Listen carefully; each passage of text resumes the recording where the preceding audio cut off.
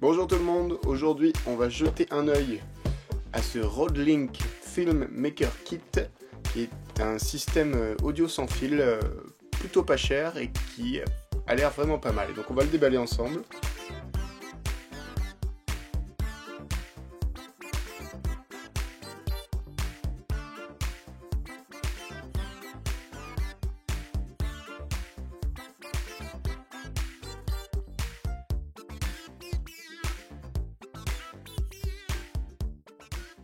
Au niveau du récepteur, donc nous avons à l'arrière une fixation caméra, un clip ceinture, un bouton d'ouverture de la trappe arrière, un bouton d'alimentation micro USB, une prise jack femelle, un bouton de sélection de chaîne, un bouton mute, un écran d'indication et un bouton power. Du côté du transmetteur, à peu près la même chose.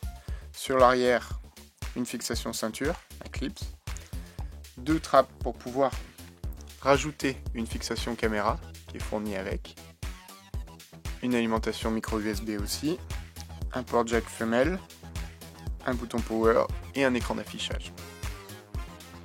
Au niveau de la trappe, nous avons un gain en 3 positions, 0, plus 10 et plus 20 dB, le bouton de parrainage, et la trappe pour les piles, les 2 piles LR6. Revenons sur le récepteur, nous avons aussi un bouton gain, mais cette fois, c'est un moins 10 et moins 20 dB. Nous avons toujours le bouton de parrainage, et pareil, la trappe pour les piles. Dans la sacoche, nous avions le micro-cravate avec sa pince, 2 bonnettes, le raccord jack-jack en 3.5.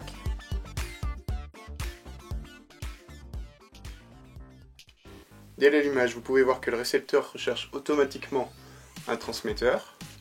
Une fois connecté, le récepteur indique le numéro de la chaîne, une indication du volume du transmetteur et les niveaux de batterie du transmetteur et du récepteur. C'est super pratique en tant que réal ou sondier de ne pas avoir à demander à son acteur de vérifier le niveau de sa batterie pendant le tournage. Côté récepteur, une LED verte indique que le son se diffuse et nous avons un numéro de chaîne. Le bouton power sert aussi de bouton mute. Avec une pression, nous avons une LED rouge qui nous indique que le signal est muté. Au niveau du récepteur, un bouton mute est directement prévu pour, et nous voyons effectivement que cela coupe les deux. Voilà, les 2 boutons servent à muter. Et donc, les 2 indications suivent les 2 boîtiers. Il y a une petite astuce si on veut enlever cette option mute sur le transmetteur. Si on a peur, par exemple, que l'acteur, dans un mouvement, appuie sur le bouton et vous coupe le son. À ce moment-là, il vous faut juste garder appuyé le bouton du mute et un petit point s'affiche sur le transmetteur. Ce qui signifie que le bouton ne peut plus muter, le bouton power ne mute plus, ça peut éviter certains accidents. Bien, on se retrouve sur un stade de foot qui fait 100 mètres de longueur. J'ai installé la bonnette parce qu'il y a un peu de vent et du coup elle fait assez bien son boulot, je trouve. On va voir jusqu'où le micro tient. C'est parti. On arrive au premier quart. Je vais pas tarder à arriver au milieu. Où est la lignée? Là, nous avons fait... Wow, je viens de me casser la gueule.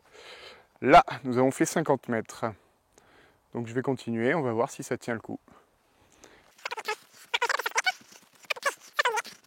70 mètres approximativement. Voilà. Donc je ne sais pas, on doit commencer à entendre des petits bugs, des petits défauts. Je vais continuer, on va finir ces 100 mètres. Alors peut-être que le fait que je sois retourné ne doit pas aider. Je vais faire les derniers 10 mètres en marche arrière. Voilà. Là, 90. Et là, on arrive aux 100 mètres. Et bien pour ce petit test de distance, Rode se débrouille plutôt pas mal. Quand même, à grande surprise, il a tenu jusqu'aux 100 mètres. Il y a eu quelques petits bugs quand j'étais de dos à partir de 75-80 mètres. Mais une fois que je me suis remis de face, il a tenu jusqu'au bout. Donc plutôt bien pour lui. Test de distance effectué. Maintenant, il ne nous reste plus qu'à écouter la différence avec d'autres micros. Donc là, nous commençons par le micro intégré à la caméra, qui est un Nikon 7200. Donc je vous laisse apprécier le son. Là, nous sommes passés sur un micro-perche, le Sennheiser ME66K6. Les fans de Ciné-Astuces devraient savoir de quoi on parle.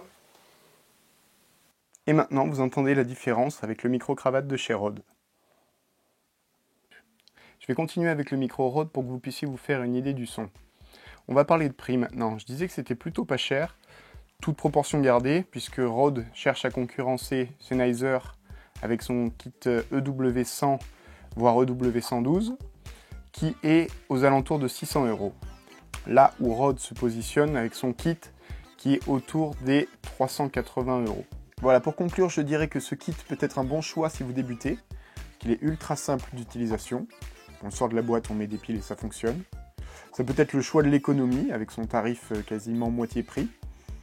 Et ça peut être aussi un choix si vous avez un tournage un peu périlleux, que ce soit le temps ou le terrain, et que vous ne voulez pas risquer d'abîmer un kit à 600 €. Je vous remercie d'avoir regardé cette vidéo jusqu'au bout. Pour plus de détails techniques, je vous renvoie au site constructeur, je vous mettrai le lien dans la description. Si vous avez des questions ou des précisions supplémentaires à apporter, je vous laisse le faire dans les commentaires, et je vous dis à très vite pour une nouvelle vidéo.